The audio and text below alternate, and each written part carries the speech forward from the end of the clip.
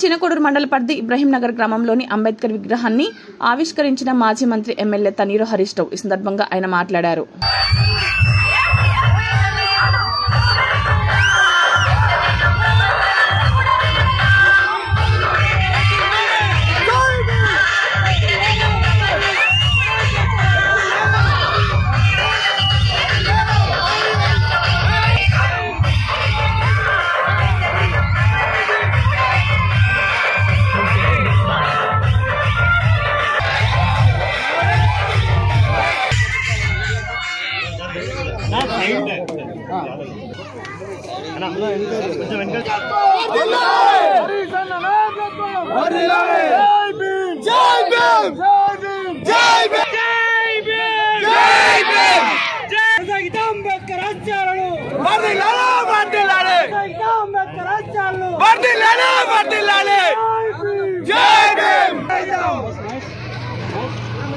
भारत रत्न बाबा साहब अम्बेडकर को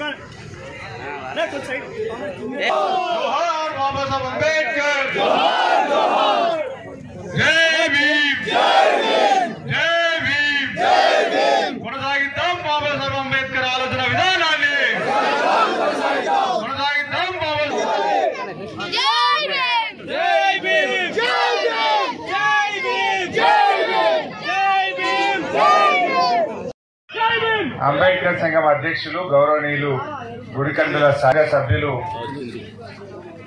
రాజలింగంయ్య గారు, మన కుల పెద్దలు గోనయ్య గారు, మాజీ ఉప సర్పంచ్ లావణ్య మల్లేశం గారు, మాజీ ఎంపీటీసీ జ్యోతి చంద్రం గారు,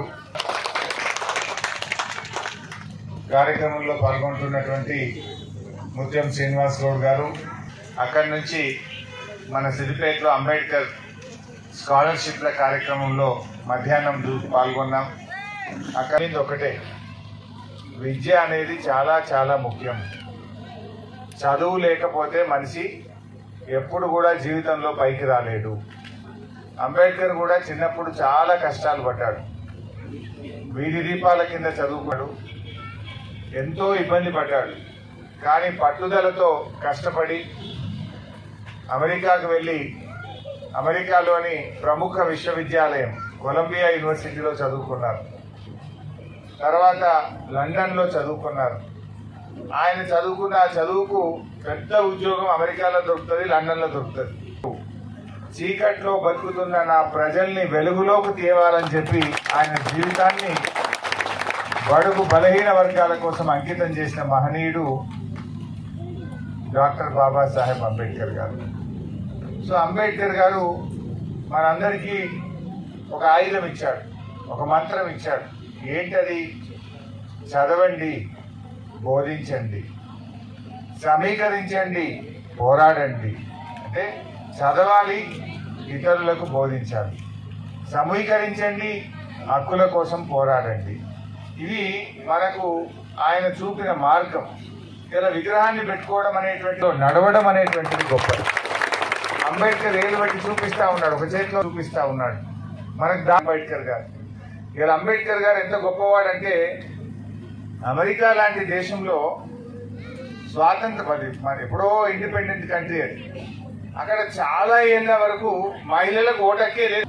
మీరు ఇంకో విషయం తెలుసుకోవాలి, అంబేద్కర్ అందరి వాడు, కానీ తెలంగాణకు అత్యంత దగ్గరి వాడు. ఎందుకు? అంబేద్కర్ గారు ఆ రోజు రాజ్యాంగం రాసినప్పుడు ఆ రాజ్యాంగ సభలో కొంతమంది ఏమన్నారటంటే మెజారిటీ ఒప్పుకుంటేనే కొత్త రాష్ట్రం ఏర్పడాలి అన్నారట. అంబేద్కర్ గారు చాలాసేపు వాదించాడు, వాళ్ళు వినలేదు.